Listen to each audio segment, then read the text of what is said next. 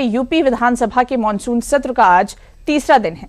कल मंगलवार को सत्र के दूसरे दिन जहां योगी सरकार ने अनुपूरक बजट पेश किया था, वहीं आज बुधवार को इस अनुपूरक बजट पर चर्चा होनी थी।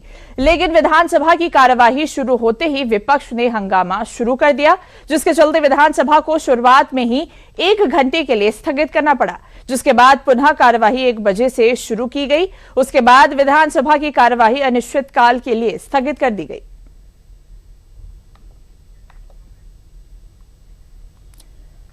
विधानसभा के अनिश्चितकाल के लिए स्थगित होने के बाद मुख्यमंत्री योगी आदित्यनाथ ने पत्रकारों को संबोधित किया।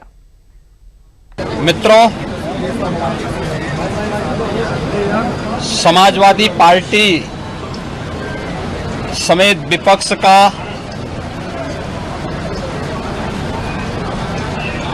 जो अलोकतांत्रिक और असंवैधानिक चेहरा है, वो एक बार फिर से विधानसभा सत्र के दौरान देखने को मिला है।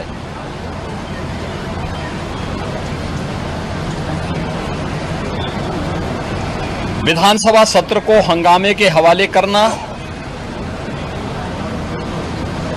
प्रदेश के युवाओं, किसानों, महिलाओं और गरीबों के साथ भारी अन्याय है। मानसून सत्र में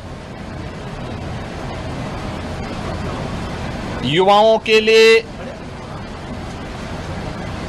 अन्नदाता किसानों के लिए, आधी आबादी महिलाओं के लिए और गरीबों के लिए नई स्कीम, नई योजनाएं प्रारंभ हों, युवाओं के एम्प्लॉयमेंट के लिए, उनकी स्किलिंग के लिए, अन्नदाता किसानों के लिए कोई नई योजना घोषित हो सके, गरीबों के कल्याण के लिए कुछ नए कार्यक्रम आगे बढ़ सकें और महिलाओं के सम्मान और उनके स्वावलंबन के लिए भी कुछ अतिरिक्त प्रयास आगे बढ़ें। इसके लिए हम लोग 59,000 करोड़ रुपए से अधिक की अनुपूरक बजट को भी लेकर के आए थे, जिनके लिए इन सभी मदों में धनराशि की व्यवस्था भी थी। नई योजनाओं को घोषित करने के लिए चर्चा विधानसभा में हो सके, इसके लिए उन कार्यक्रमों के साथ हम लोग आए थे। लेकिन समाजवादी पार्टी के नकारात्मक रवैये के कारण युवाओं के मुद्दे पर, अन्नदाता किसानों के मुद्दे पर, महिलाओं के स्वावलंबन के मुद्दे पर या गरीबों के लिए बनने वाली वेलफेयर की अन्य स्कीमों के मुद्दे पर सदन में समाजवादी पार्टी ने कोई चर्चा नहीं होने दी।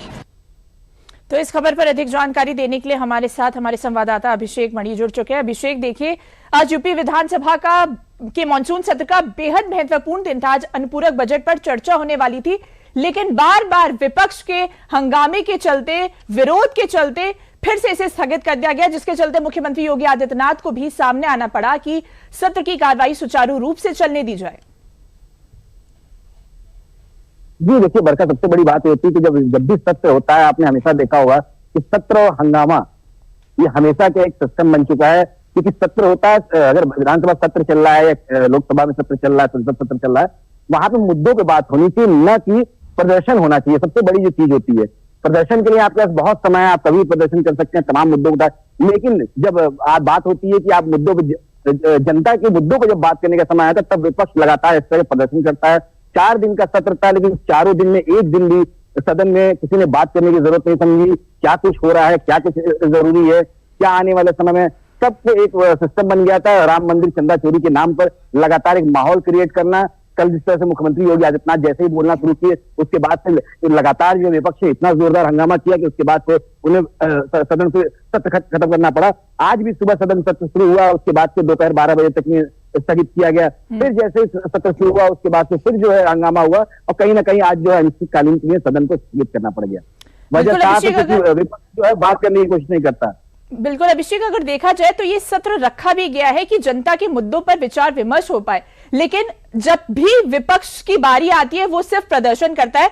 अभिषेक, आपसे हम आगे भी इस खबर पर जानकारी लेते रहेंगे, हमारे साथ बने रहिएगा।